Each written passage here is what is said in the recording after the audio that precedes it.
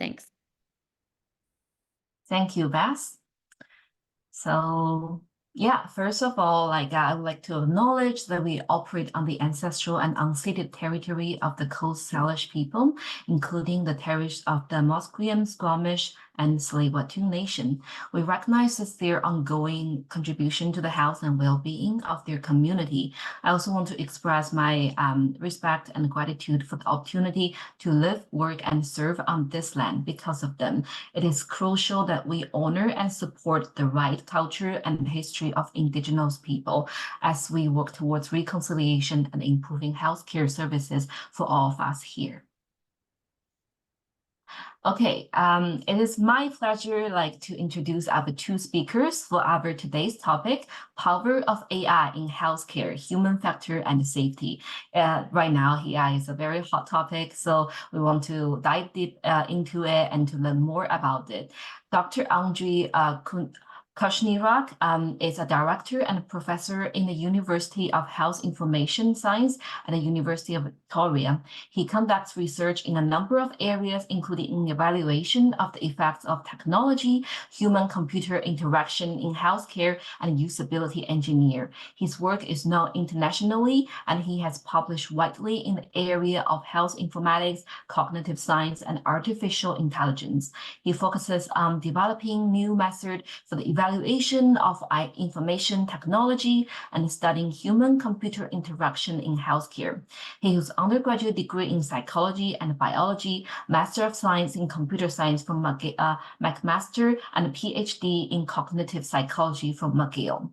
Our second speaker is Dr. Elizabeth Borycki. Dr. Borycki is a professor in the University of Health Information Science and the director of Global Laboratory for Digital Health Innovation at the University of Victoria as well. Elizabeth is a Michael Smith Health Research BC Health Professional Investigator. Her research and teaching focuses on human factors and safety, system design and implementation, technology evaluation, and virtual care.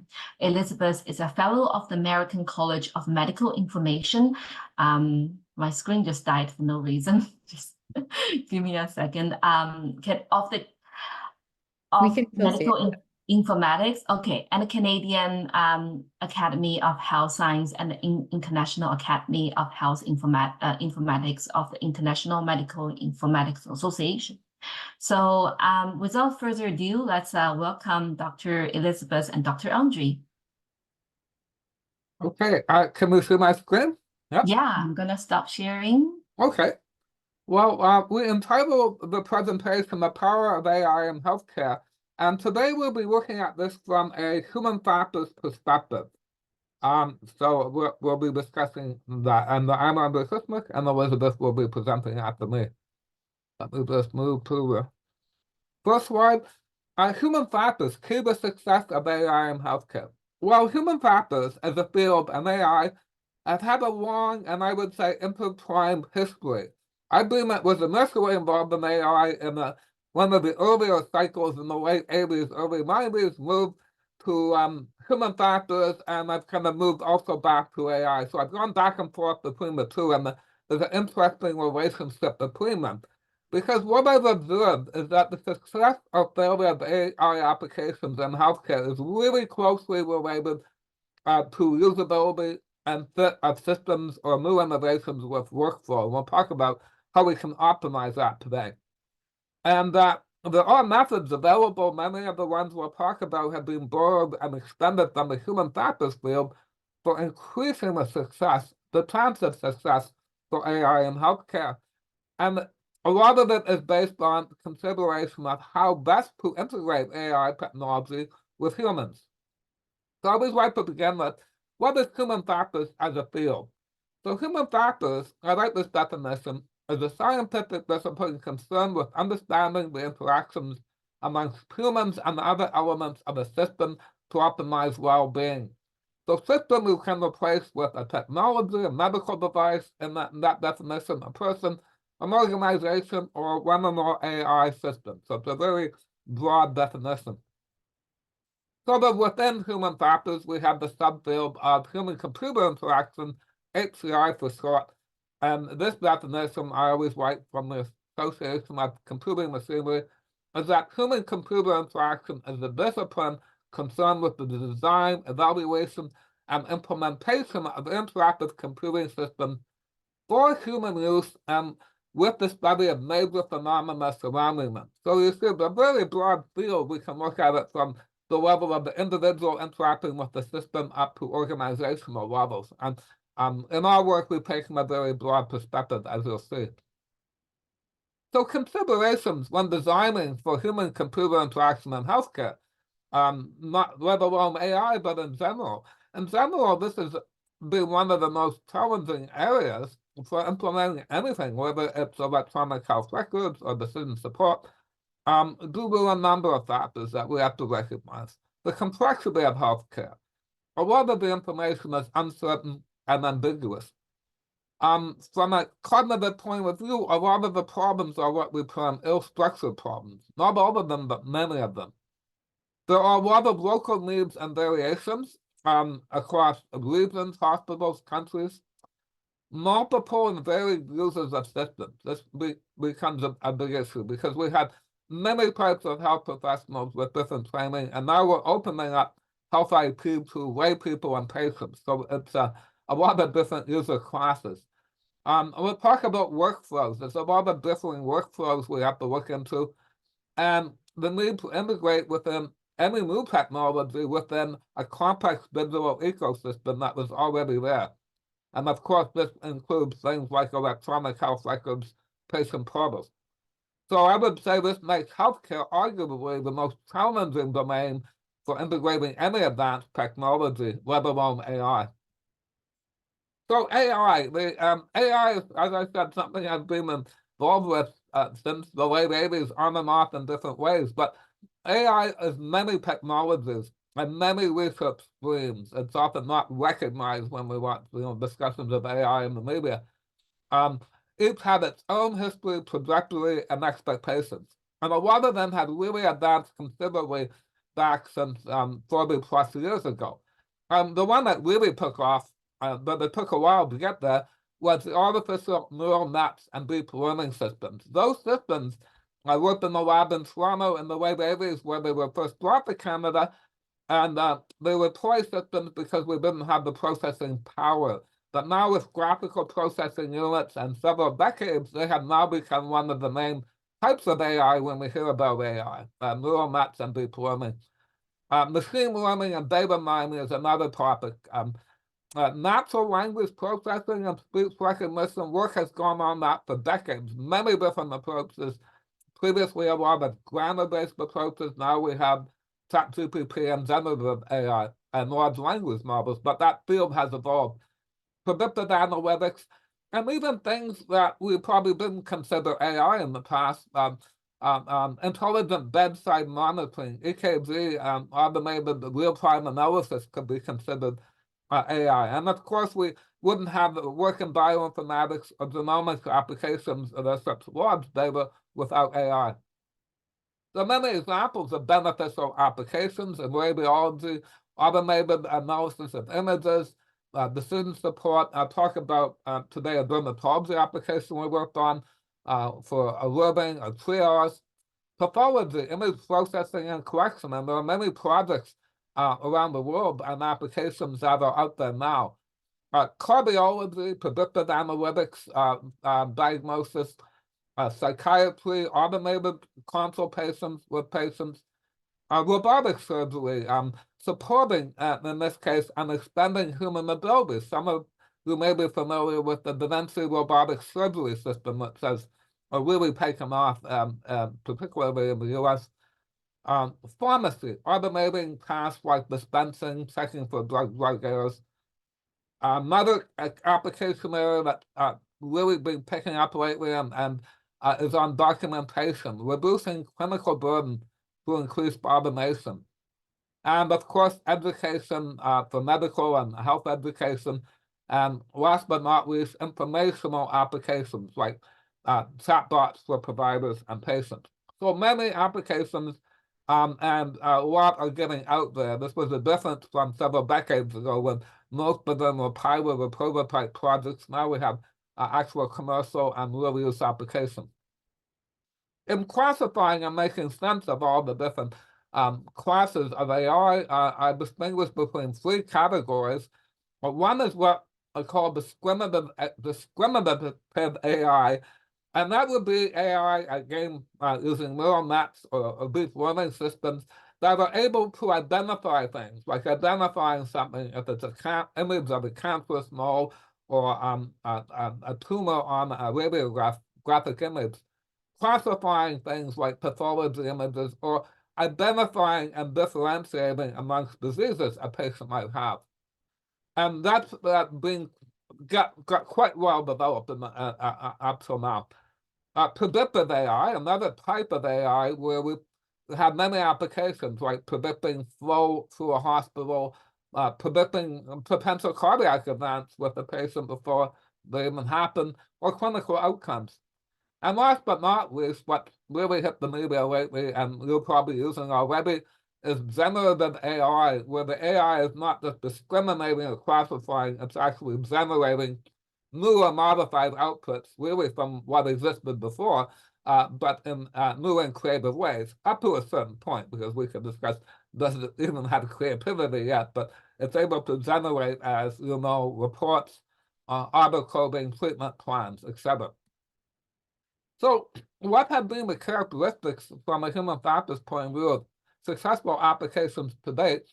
Well, the AI has been shown to excel at well-defined tasks, particularly artificial neural net applications, and less so, but maybe coming with what we would call ill-defined tasks that involve complex human reasoning or planning capabilities. And this is something the neural net people are currently working on.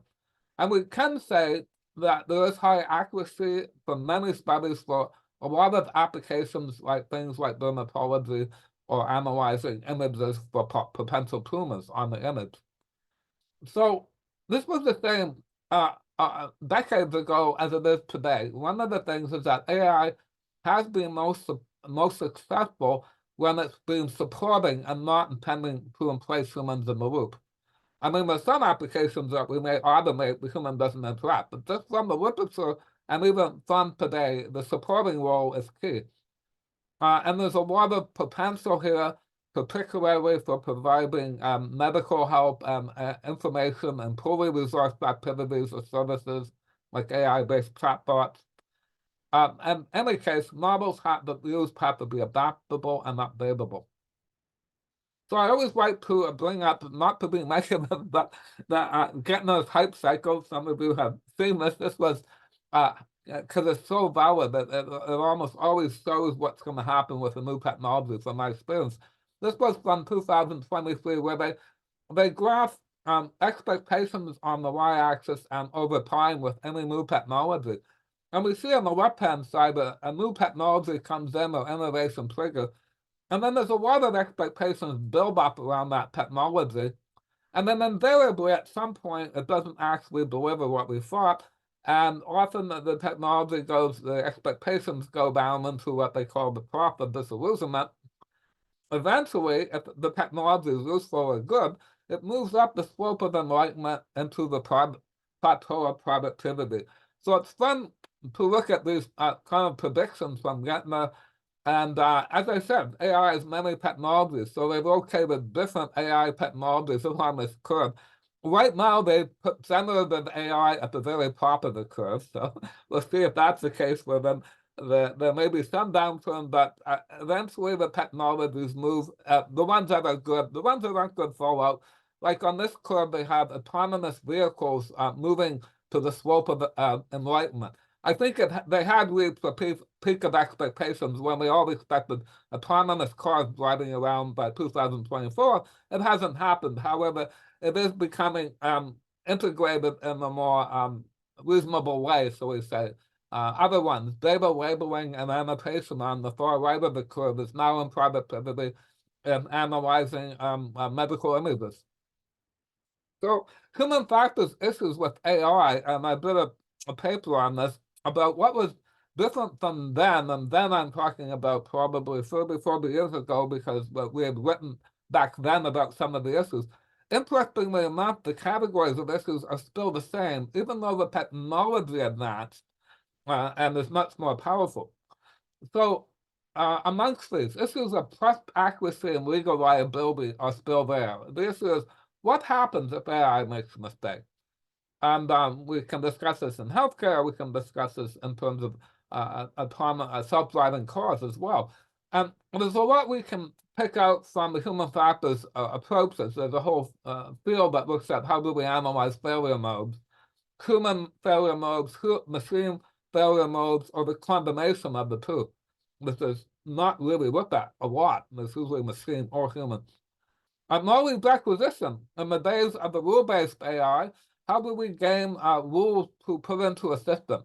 Now, things have changed, and we have large data sets and neural networks, but this has still become an issue. How do we get data in that's not biased? Knowledge acquisition. Human understandable explanation. We want systems that we can ask why they came up with it. This again was an important issue previously, and it's still an important issue with it being quite difficult to understand how some of the current applications derive the solution. And need for effective interaction modes with humans. How much do you embed the technology, or is it ubiquitous? This one always comes up, challenges with integrating the new technology with existing software and work processes. Generalization issues, something may work in one location, you probe it to another hospital or another country, and we won't get the same results. And there's still some issues. And last but not least, some applications need for common sense, reasoning, planning ability, and we would say world knowledge. So when does the system cut out and the human come in? Because we don't have some of these capabilities, although we're talking about general artificial intelligence, we're not there yet. Other issues, Elizabeth will talk about the need for risk and safety evaluation, testing under real-world conditions. And even to this day, a lot of literature on AI testing, often on the system, if the system is correct or not, a lot less on what I would call naturalistic evaluation of how the system might fit into a complex workflow, say in the hospital. Failure modes, I'd mentioned, interoperability of systems, and last but not least, how to integrate into real healthcare practice and workflow. So I like to look at solutions, and from my perspective, having worked in human factors, I look at designing and evaluating and deploying AI through a usability lens.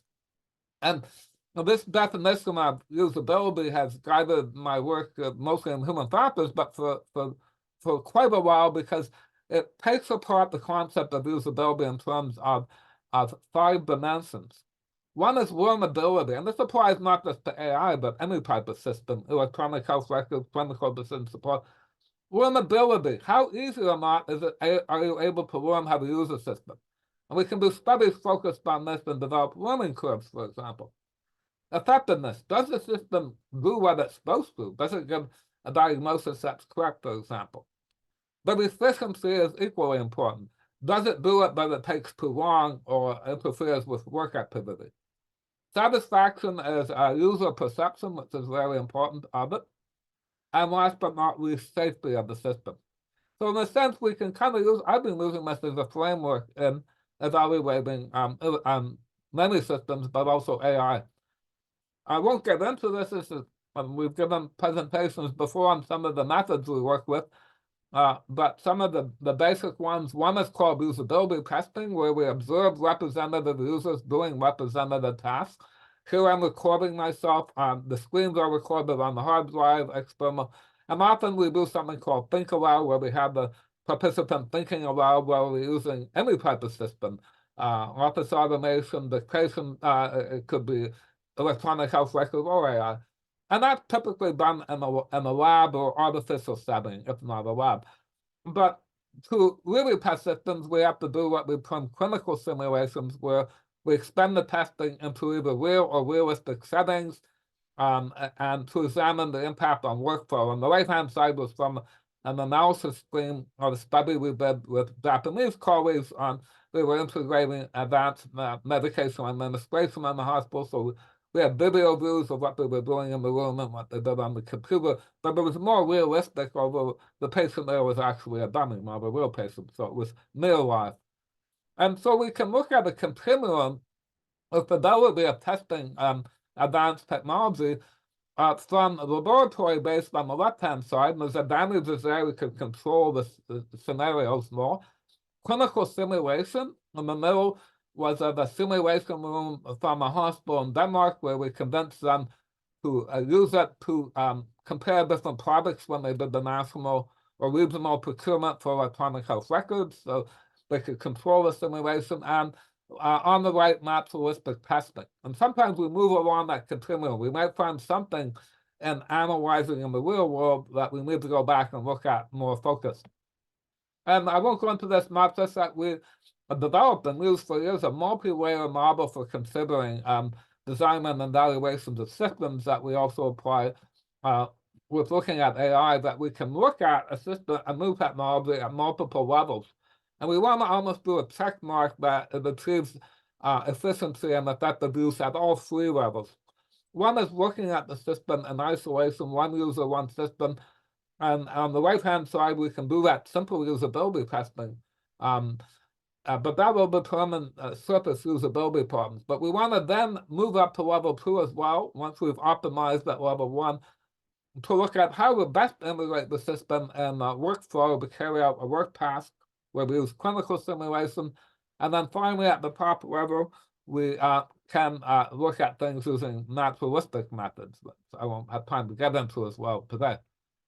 So I'll just give an example of where this is coming from and what we've been doing. This was a really interesting project we completed, I think it was about a year ago, AI dermatology point of care. And this is an example of looking at our work in integration and evaluation of an AI technology to get it to be useful and used. So the background was, this was part of the Canada Digital Supercluster project to effectively integrate an AI-based system imaging into a healthcare organization. So as I said, the technology was there, and there's been a lot of articles looking at a number of commercial products where they have higher accuracy, in some cases better than human, in doing that discriminative AI to identify whether an image might be cancerous or not. And they tested the technology as somewhat in isolation, I would say, of the workflow. But the point is, the technology does work. The bigger problem, though, is how this technology can be integrated into practices of primary care physicians in a health authority or region. So in Canada, the technical solution to this background, as we know, wait lists for specialists are long, and unfortunately, this can be deadly for patients that may have cancer, any type of cancer. You don't have a lot of time, but the wait times can move a patient from a stage 2 to 3 before cancer and be inoperable in a matter of weeks or days.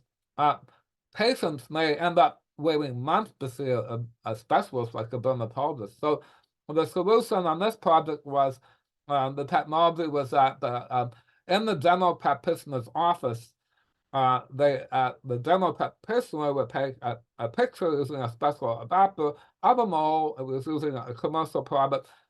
Then it would pull down from a cloud other labeled images that were similar to it. So it didn't take away the diagnosis process, just that these labeled images are similar with classified according to how close they were to cancerous.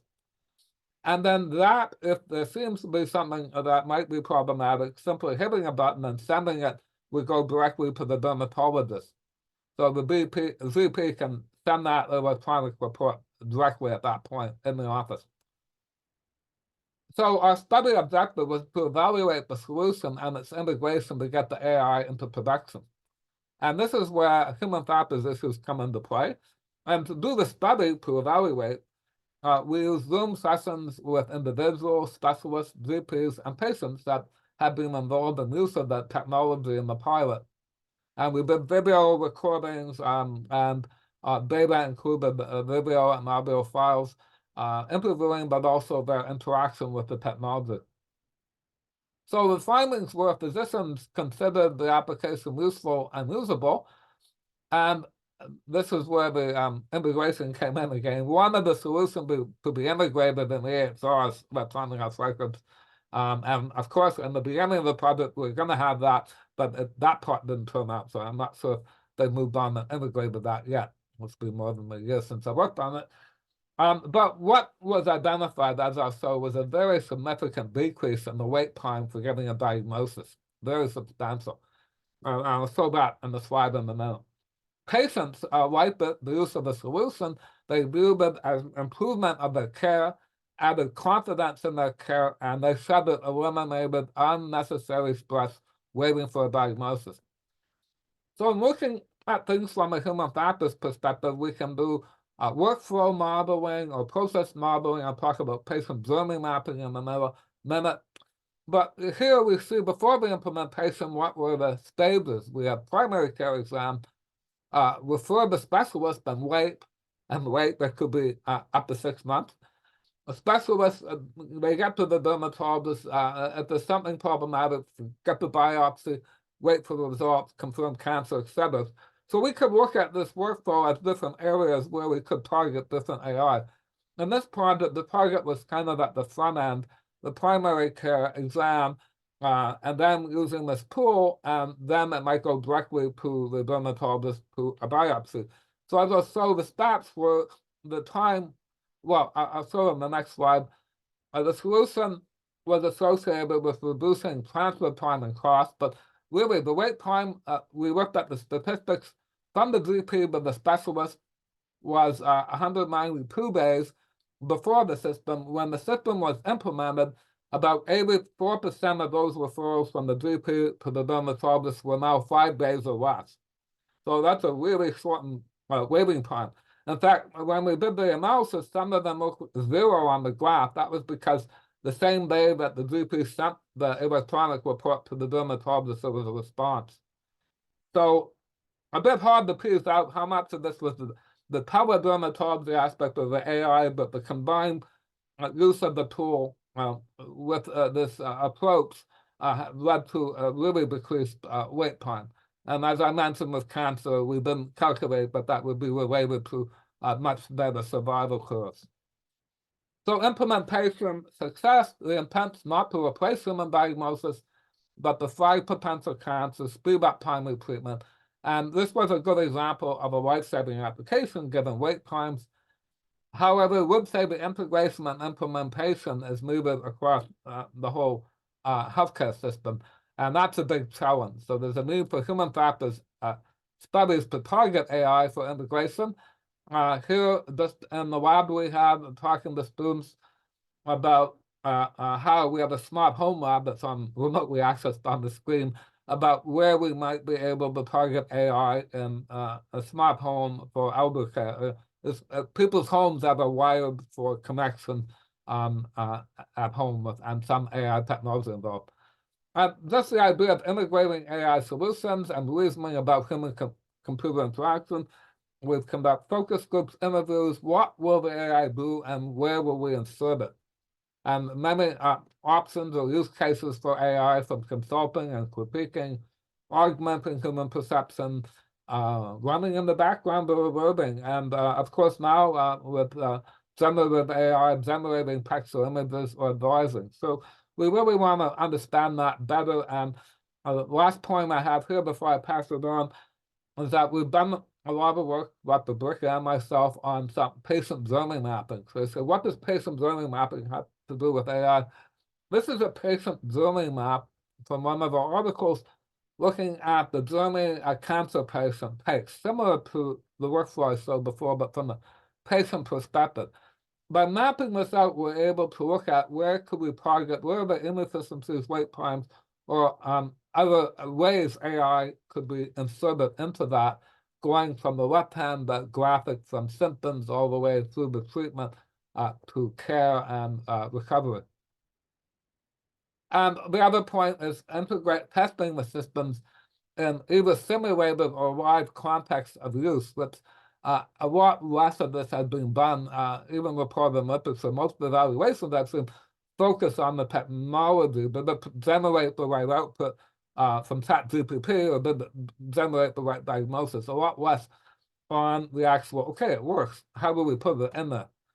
So this endless lessons learned to date, integrating AI must be inserted for a task AI is proven to be good at to begin with, must be accurate, must be useful, and we have to specify how it's useful. Does it save time? Must consider how it affects work practices, workflow, reasoning, and decision-making if we want it to be implemented. And we can look at the patient journey as well. We should never forget the patient. And last but not least, must be safe. So with that, I will just pass it over to Elizabeth to focus on the safety aspect. Thank you so much, Dr. Andre. That's very powerful to learn the case study of the dermatologists, using the AI imaging. Yeah, so Dr. Elizabeth, it's your turn now. Thank you. Great. So I'm going to talk a little bit about health technology safety and AI safety. I want to preface this conversation in that safety issues aren't a new thing. When we implemented technologies, what happens is that we improve safety, but at the same time, there might be instances where there's a safety issue may occur. And so there's a lot of methods that can be used to identify safety issues that have been historically created over the last 20 years. But those methods can actually be applied to AI also. So what is a safety issue? A safety issue is something that arises from, let's say, the design or development of a technology, its integration, implementation, or customization, interactions between the technology and the new work processes, as well as its maintenance. It also can occur when there's two or more technologies that are interfacing to provide healthcare services. And AI falls into this particular area also. So what does that mean? So if we look at it from the perspective of a healthcare organization, I like to think of healthcare organizations as having multiple different layers that are present in the organization that prevent errors from shooting through. But occasionally, even those perfectly good layers have areas where there may be holes. And as a result, what happens is sometimes those layers of safety line up, and the holes line up in those layers of safety, and then you have an accident that occurs on the other side. And this is the case also with technologies. As we introduce multiple differing layers of different technologies, you may have incidences where something happens, even in the best of circumstances. So where can we see AI as being an issue from a safety perspective?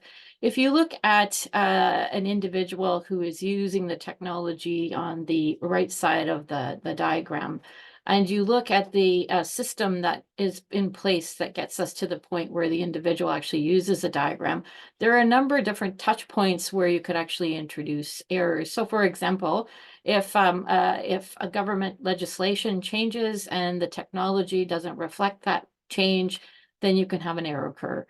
You might have errors occur that are introduced or based on a model organization where the technology was designed and developed and tested.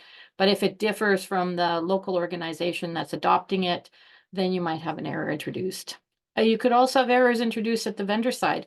For example, an issue with a training set. And you could also have issues occur at the local organizational perspective so you could have a clinician that might use the technology in a way that it wasn't intended, and as a result, an error might occur.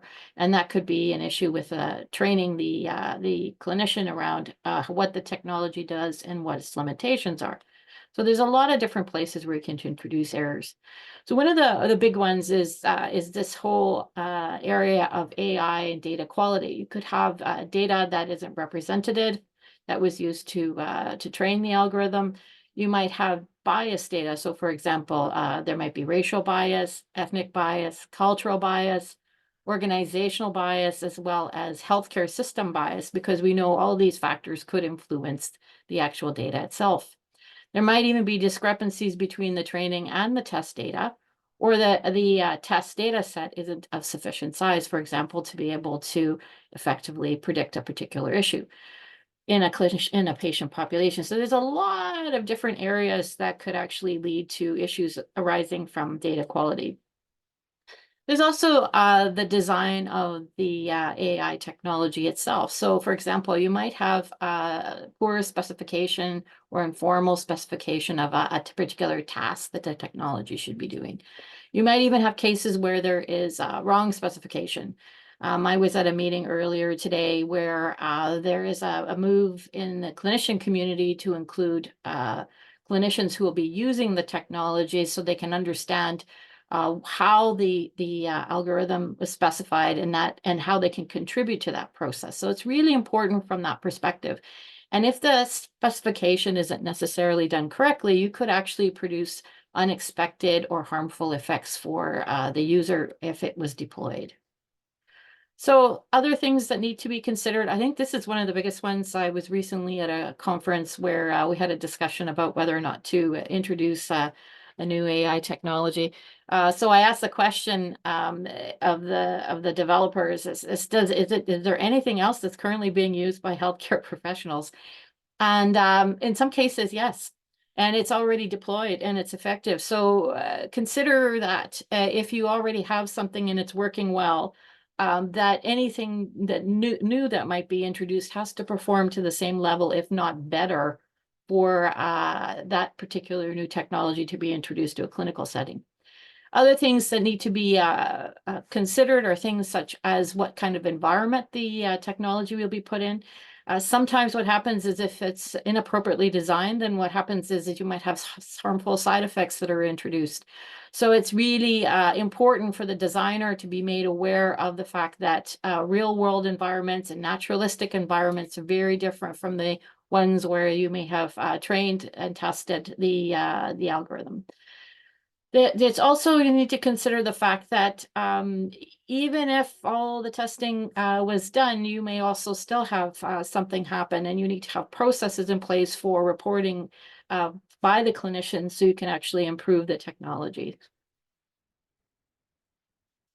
So AI designers also need to look at other things that might be an issue. So for example, they have to be recognize the fact that that sometimes individuals will game the system because they want to find out how well it functions. And that is something that needs to be considered. And that also has to be considered from an organizational perspective in terms of educating health professionals. And you also need to think about AI in terms of how it functions and what you're testing for. So I recognize that healthcare is actually in a unique area. We have a tendency to have a lot of unique aspects to our work.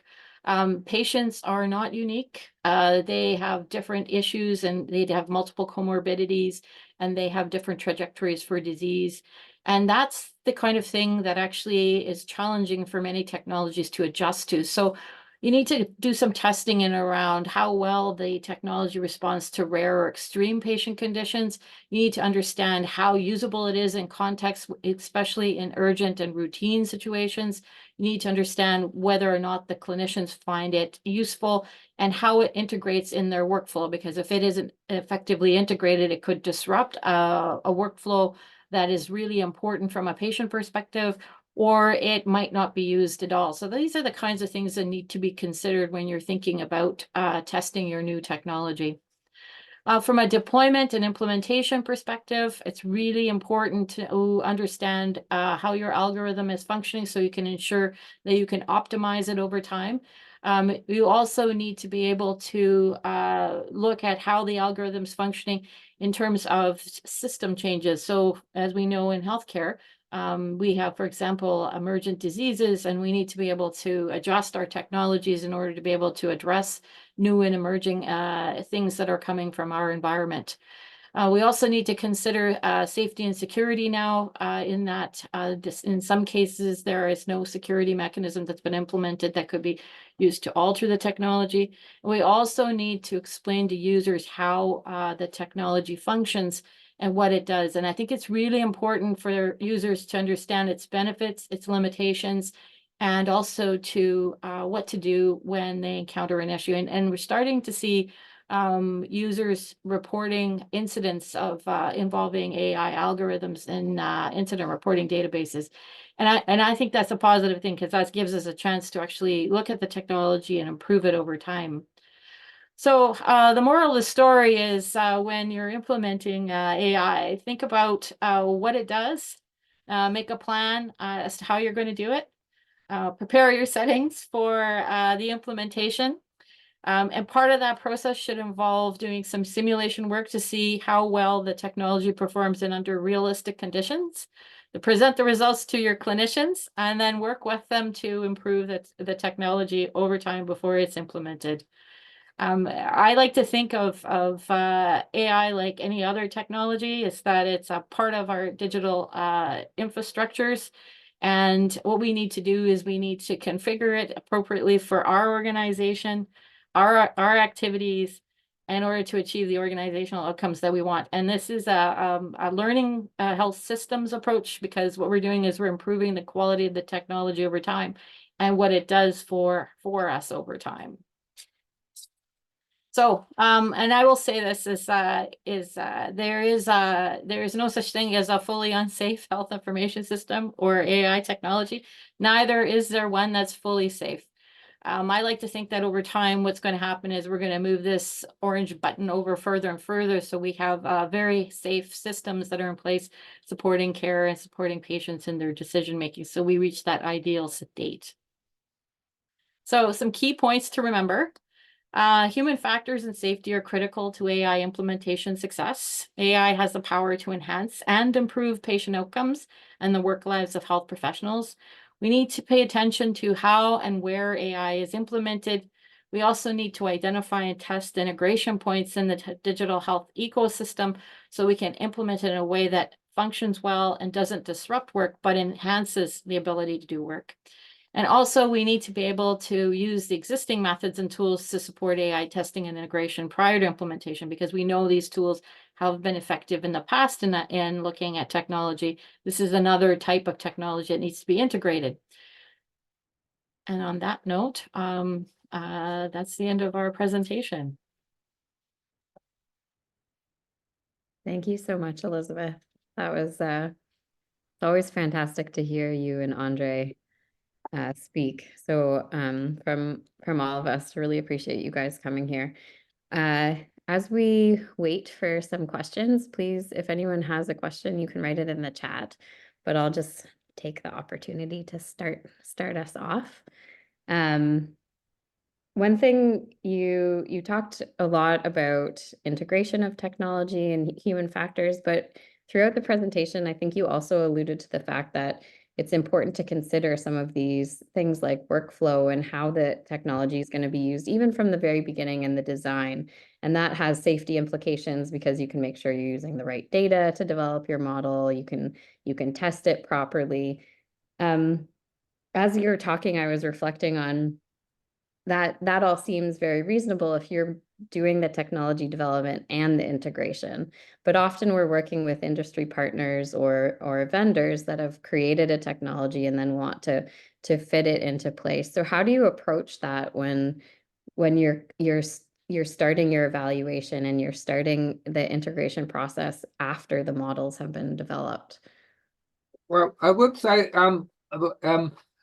before you buy anything, we're talking about buying rather than building. You want to know where the need is. So again, understanding where you might have a solution to solve a problem in the first place. And secondly, some of the two things about the methods we've talked about. Often, I give examples where procurements of electronic record systems is that the methods can be used for actually comparing products. You'll have more than one when they're doing a procurement. So as I mentioned, an example in Denmark, they were getting a regional system. So it was the first time they ever did this. They required that those American vendors actually come in and install the system. They had use cases that they had developed and then compared the system. So another one is you need to know what your problem is you want solved. You put the RFP out, you have vendors come in, and then we really need to require, and we push places to do this, less in Canada, but more in Scandinavia, to put requirements that some of this testing be done on products before you even buy them to see what the best one is. And then lastly, a lot of people will say, well, usability is only good in the development phase of a product, but on the mainland, CSP and other projects are multi-million-dollar projects, take years to configure, and the methods are important for deciding on all the myriad of implementation decisions as well. And so, given that as an answer, the AI technology isn't sort of the strange animal that's different from that. You still need to have why and where do you fit it in, and if you're procuring, you do have a lot of options before you sign off and buy one. So you have a lot of clout then until you buy it, and then when you buy a system, the whole idea of optimizing and fine-tuning it is a never-ending process where the human factors come in a lot as well. So, anyways, that's sort of a long answer to it. But very good question is, we're buying a system, what can we do? Well, Yeah. Yeah. There are some cases of vendors actually developing an algorithm of some sort, and then and approaching organizations and running it in silent mode, so it doesn't actually affect work processes or patient care. And then the organization evaluating how well it performed before they actually decide to implement. I think that's an important opportunity to see how well things are working. It's also a chance for the organization to look at the technology, how well it's functioning, and to provide feedback and even fine tuning before it's moved into a real world setting. I agree with Andre. It's there's a lot of the things that we've been doing in the past around optimizing technologies can be used in this particular case. I think one of the challenges is that we're trying that there's a lot of different types of AI. And there's a lot of different definitions around it and conceptual understandings. I think with Chat GPT, we have only one view of the world, and it needs to be expanded out and looked at in terms of their other technologies that are out there. One other consideration, this comes from an experience in 2018. I was on a panel in California with some hospital administrators, and they were saying that they really like to have FDA approval on anything that's new, liability reasons if something goes wrong. And at that point, there wasn't a lot of them. It was under 100, I believe, FDA approved neural net applications. That's improved. I think there's a few hundred, someone told me, but I'm not sure. So even in procuring, there's risk mitigation. I'm looking at is it approved? What's it gone through as well? In terms of conformance testing. So not only local but also conformance. So a lot of different things you can look into, and it just increases the chance that the system will work for you and decreases some of the risk. And again, it's similar to any other type of application.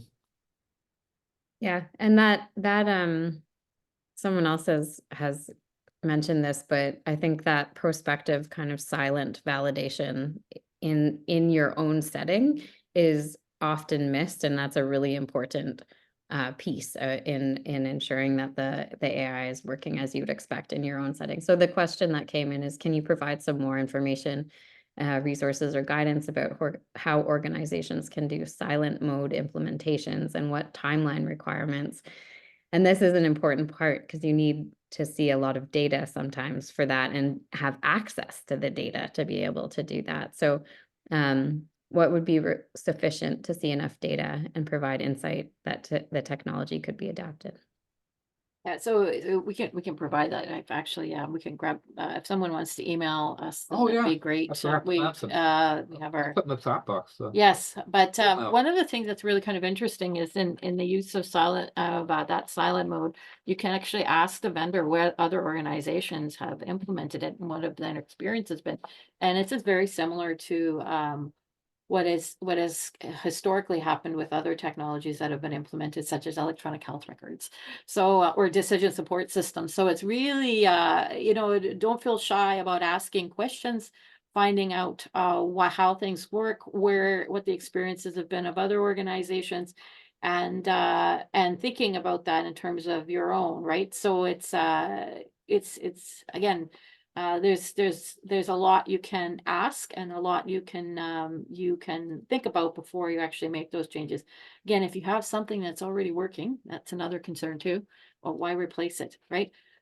especially if you have experience with it and you already know what its its safety profile is. The other thing, I think that question speaks to something we call local versus centralized conformance testing.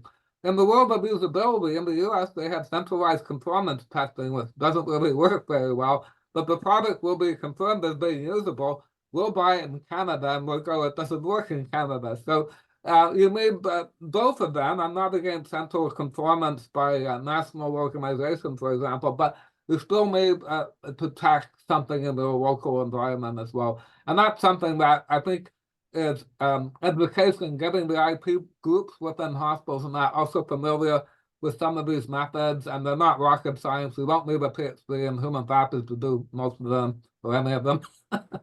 Yeah. And do you see that happening within like Island Health and the groups that you're working with? Yeah, I think what happened there was we have a few projects where we were vetoed to work on it by the vendor, not the health authority, but the vendor. But it didn't matter because we trained so many students on it. They were in the health authority and they were doing clinical simulations and usability testing anyways. So yeah, I think if we get it out there, we made it required for all our undergrad and the undergrad courses. So since I've been here, probably 1,000 people have had a course on that.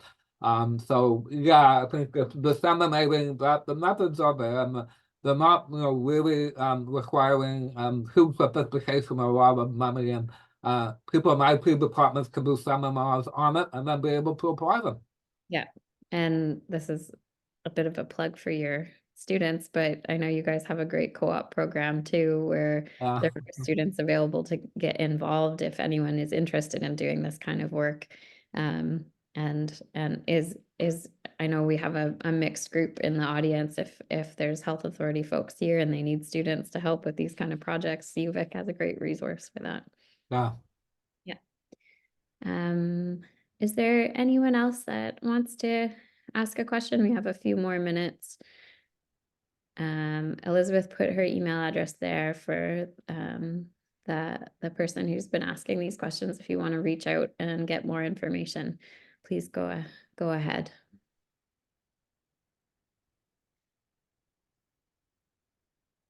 Yeah, I just want to mention one more thing, like if anyone has a question, you can just unmute yourself, like you don't need to have a permission, and or like this recording will be shared later on our digital house corner. So while we are waiting for people, like if there's more questions, I want to use this opportunity to promote our next seminar. If you guys can bear with me for a second. I'm gonna just quickly share my screen. So our next one is scheduled on May 16, and it's also about AI, but different perspective. And we will focus more on privacy and policy in healthcare, still at the same time, 12 p.m. So stay tuned. If you are interested, you can register later on or follow us on Eventbrite. And in addition to that, we will have a global health conference like April 11th from 9 to 1:30 p.m. It's at our Chen Center at BCCHR, and it's free. So if you are our like health authority folks, please feel free to scan here and to register. Yeah. Sure. So one last thing, just in our last few minutes, I did really enjoy that Gartner hype cycle image that you put up, but I noticed, I think it was artificial general intelligence was on going up. Yeah, going up. Yeah. Can you comment on that? What do you think about that? That seemed very out of place to me. Well, yeah, I think that will be going up for a long time. Having something that's beyond the current capabilities that they call them, and I was at the conference and they're talking about artificial general intelligence as a kind of a goal. Yeah. But even one of the founders of the neural networks, his name's Raccoon, was presenting a keynote, and he said the systems they have are good for certain things, but they haven't cracked that something that can do a lot of like human-like planning on the fly. Even the generative AI can't do that. Not to say it can't, but I think that was always the goal of AI. And I remember back in the 80s and 90s, they would say in 10 years we'll have something that's got that. I mean, even now we don't. With ChatGPT, it'll take out information we have, but it's not at the point where it can create new variations of what exists. Yeah. But the level that they want for general AI is still, I think, the holy grail. But we'll keep trying Yeah. to get there, and that the expectations will rise on that one. That term came up a lot at the recent conference I was at. Yeah. Yes. Well, thank you so much again, Elizabeth and Andre. We really appreciate you taking the time to speak with us. And again, as Sally said, anyone who would like to rewatch this or get engaged and learn more, we'll post the recording on the WHRI Learning Corner, and you're welcome to reach out to Sally or I or Elizabeth and Andre if you have follow-up questions. So thanks, everyone. Yeah, thank you, everyone. And if you have a question, you can email me, Beth, or you have Elizabeth's email as well. So we're going to just end a couple of minutes earlier. Thank you, everyone, and especially our speakers. Okay. Thank you. Bye. Bye.